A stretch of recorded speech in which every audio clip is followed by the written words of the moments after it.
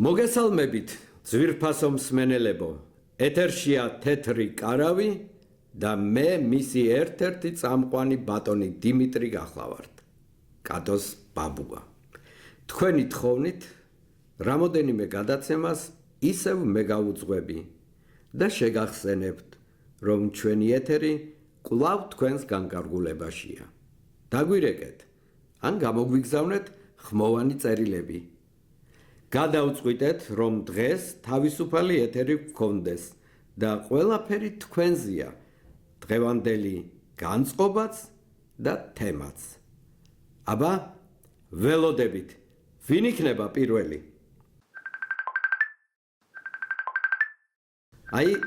აი უკვე გვიკავშირდებიან. მოგესალმებით, ძვირფასო მეგობრებო, მე ვარ ირმა. ძალიან დიდი მადლობა მინდა გადავუხადო თეთრ კარავს. მას მერე რაც პირდაპირ ეთერში საშუალება მომეცა, რომ ჩემი საკუთარი ლექსები წამეკითხა, აღარ წყდება ზარები და მოლოცვები. არ ჩემს Facebook გვერდზე, არც პირად მესიჯებში. მთლიანად შეიცვალა ჩემი ცხოვრება. და ხოი საოცრებავ, ჩემი მშობლიური სკოლიდანაც კი დამიკავშირდით და მთხოვეს, რომ დრო გამოვნახო და ერთი პოეზიის საღამო იქაც ჩავატარო. იმედია გახსოვთ ჩემი დებიუტი თეთრ კარავში? რას ბრძანებთ, ქალბატონო ირმა? რა თქმა უნდა გვახსოვს და იმედია დღესაც წაგვიკითხავთ თქვენს შესანიშნავ ლექსებს. ძვირფასო მსმენელებო, ხომ ხედავთ რა ძალა აქვს პოპულარობას? ჩვენმა უანგარო სიკეთემ რამდენი ადამიანის ბედი შეცვალა უკეთესობისკენ. ჩვენ კვლავაც ვაგრძელებთ ჩვენს გზას და ყველას მოგიწოდებთ, რომ თუ სტუდიაში ვერ ახერხებთ მოსვლას, არც ეგ არის პრობლემა.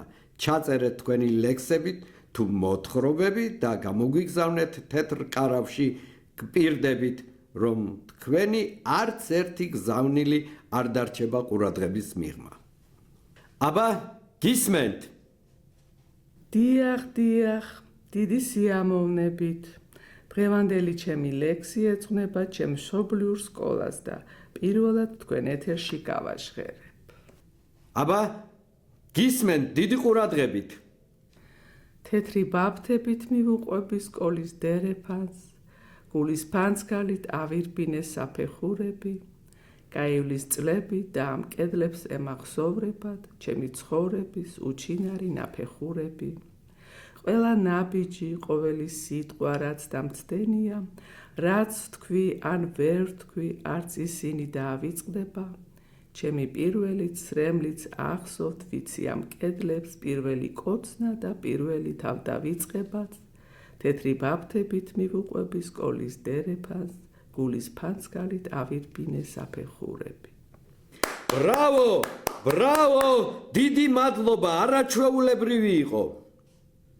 თქვენც დიდი მადლობა და დიდი მადლობა ისევ და ისევ თეთრ კარავს. დიახ, გისმენთ, თქვენ პირდაპირ ეთერში ხართ. ისმის ჩემი ხმა? დიახ. მე ვარ ლონდა კირკიტაძე, 54 წლის. ძალიან მიყვარს პოეზია და ახლა პირველად თქვენი ეთერის საშუალებით ჩემს ერთ ლექსს წაგიკითხავთ, თუნებას დამრთავთ. აბა რა თქმა უნდა. ასია მუდამ შემოდგომას მოსდევს ზამთარი. ზამთარს გაზაფხული, გაზაფხულს ზაფხული და ერთხელ ზაფხული ისე გაგრძელდა იმდენ ხანს იყო, რომ ზამთარს მოსვლა დაავიწყდა და ჩაეძინა გაზაფხულამდე.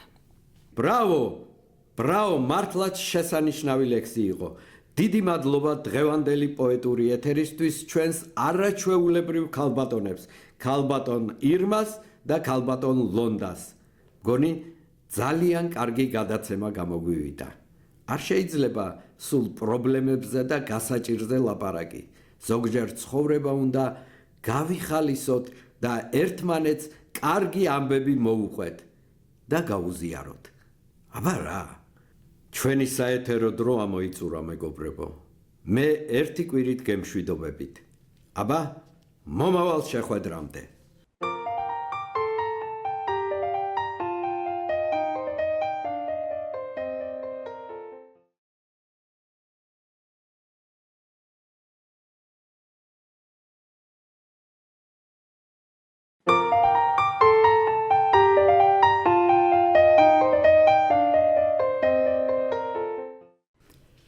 მოგესალმებით ძვირფასო მსმენელებო.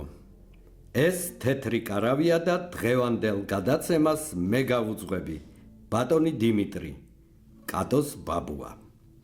დღეს ვისაუბრებთ ქართულ სამზარეულოზე და შესაბამისად გაგაცნობთ რამოდენიმე კუთხის საუკეთესო კერძების რეცეპტებს, რომლებიც ჩვენმა მსმენელებმა გამოგვიგზავნეს სხვადასხვა სოფლებიდან და ქალაქებიდან. მაშ ასე. აქვე მინდა შეგახსენოთ, რომ დღეისთვის მხოლოდ იმ კერძების რეცეპტები შევარჩიეთ, რომლებიც წინაპრებისგან, უფრო კი ბებიებისგან გადმოეცათ მემკვიდრეობით ჩვენი გადაცემის სტუმრებს. აბა, ყურადღებით მოვისმინოთ და კარგად დავიმახსოვროთ. რეცეპტი ნომერი 1. მე გახლავართ მაგული კორძაია სამეგრელოდან. ახლა გაგიზიარებთ ბებიაჩემის, ასევე მაგული კორძაიას რეცეპტს, რომლის სახელსაც ვატარებ. აგვისტოს თვეში ბებიაჩემი ქათამს რომ შეწვავდა კეთზე ან შამფურზე, არც ბაჟიში აწყობდა და არც ნიორწყალში. ახლა რატომ მაინდა-მაინც აგვისტოშიო? იკითხავთ. ჩვენს ეზოში, სოფელ სერგიეთში ორი დიდი ტყემლის ხე იდგა, ერთი წითელი, მეორე ყვითელი. ხო და სწორედ აგვისტოში ჯერ წითელი ტყემალი მწიფდებოდა და ორ კვირაში ყვითელიც იწყებდა. ამიტომ მთელი აგვისტო ჩემი ცხონებული ბებია შვილიშვილებს ასე გვიმასპინძლდებოდა. ჩამოკრებდა პირდაპირ ხიდან ჯამში მწიფე ტყემალს და არც მოხარშავდა და არც გარეცხავდა. ასე ამბობდა, წყალი თუ მეაკარე დაღუპულიაო. ისედაც რა თუნდოდა გარეცხვა, მტვერი იქ არისო და ბუზი და ოხრობა. ხო და ასე პირდაპირ ჩაჭყლეტავდა ამ ტყემალს ხელით ჯამში. მოკრებდა ბოსტანში ყვითელ ყვავილს, საშყლავს, კეკლებიან ქინს, ხელით მსხვილად დაგლეჯდა, მოსრესდა და ჩაყრედა გაჭყლეტილ ტყემალში. მერე ამ ყველაფერს მოასხამდა შემწვარ წიწილას და ამაზე გემრიელი ჩემ ცხოვრებაში არაფერი გამისინჯავს. ახლა მეც ვუმზადებ ამას ჩემ შვილიშვილებს და გიждდებიან ბავშვები ისე მოსწონთ. რა თქმა უნდა, მე ახლა ტყემალსაც ვრეცხავ და მწვანილსაც, აბა ახლა სხვანაირად როგორ იქნება? არც ამ წიწილას აქვს შეიძლება ის გემო ბებიაჩემის ეზოში, რომ წიწილები დარბოდნენ. მაგრამ დამერწმუნეთ, ამ რეცეპტში მთავარია, რომ ტყემალი იყოს ძალიან მწიფე და ისე იჭყლიტებოდეს, რომ მოხარშვა არ დასჭირდეს. სცადეთ და ნახავთ, თქვენი შვილიშვილები ძალიან კმაყოფილები დაგრჩებიან. დარწმუნებული ვარ, აბა დროებით. აი, კიდევ ერთი ხმოვანი წერილი უნდა მოგასმენინოთ. მეგობრებო, მე მინდა გაგიზიაროთ საცივის რეცეპტი, რომელსაც ჩემი გურული ბები ამზადებდა და იყო ძალიან გემრიელი და მეც ამ რეცეპტით დღემდე უმასპინძლდები ჩემი ოჯახის წევრებს. გარდა ამისა, ბევრმა ჩემმა მეგობარმაც დაიწყო აი ჩემი რეცეპტით საცივის კეთება. არ ვიცი, გინდა საცივი დაუძახეთ, გინდა ბაჟე, მოკლედ ყველას თავისი რეცეპტი აქვს ყველა ოჯახს და როგორც ამბობენ, რომ ყველა ოჯახში სხვადასხვანაირ ტყემალს ხარშავენო, თითქოს ერთი არის ტექნიკა ყველა ტყემლის მოხარშვის, ასე არის მე მგონი საცივიც და ბაჟეც და ყველა გემრიელია მოკლედ, მაგრამ მე ჩემსას გაგიზიარებთ.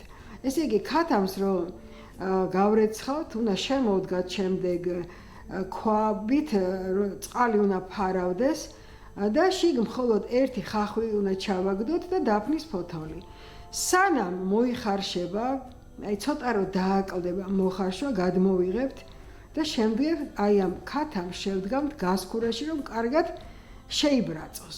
ამასობაში გავატარებთ ნიგოს, რომელსაც დავამატებთ ყველა იმ სუნელს, რომელიც ჭირდება ბაჟეს და საცივს. ეს არის პირველ რიგში, რა თქმა უნდა, უცხო სუნელი, ყვითელი ყვავილი, ქინძი, მე ცოტა დარიჩინსაც ვამატებ და რა თქმა უნდა, წიწაკაც უნდა. ოღონდ წიწაკა ბევრი რო არ მოგვივიდეს, წინასწარ უნდა ვიცოდეთ მწარია თუ არ არის ეს. შემდეგ ეს ყველაფერი დიდხანს უნდა ვსრისოთ, არც ისე ადვილია, მაგრამ სამაგიეროდ ძალიან ისეთი არის გემრიელიც გამოდის და ვიზუალურადაც ძალიან კარგად გამოიყურება. ეს არის რასაც ეძახიან ნიგოზის ზეთის გამოყვანა.